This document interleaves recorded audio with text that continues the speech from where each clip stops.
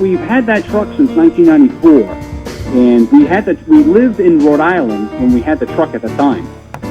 When we moved to Florida, I put up a garage, and I decided I wanted to tear it apart and start over. And when we tore the truck apart, being a New England truck, it had a lot of rust. Basically, it was from the ground up. We just totally went right through this truck and built it. We had a 1940 Chevrolet truck when we lived in Rhode Island. It was my grandfather's.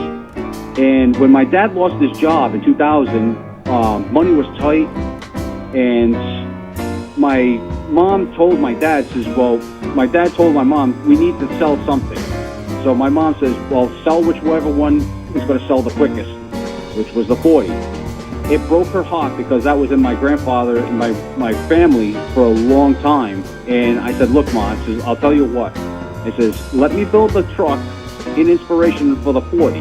So I went overboard when I built this thing. I mean, everything I could get, like all the bumper brackets, the radiator core support, the rear end, all the bed rails, everything like that. It was all powder coated. Don't give up on it. The biggest thing. Just keep pushing forward, little by little.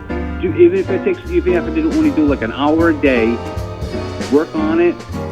But if you can afford to do one part here, one part there, go for it.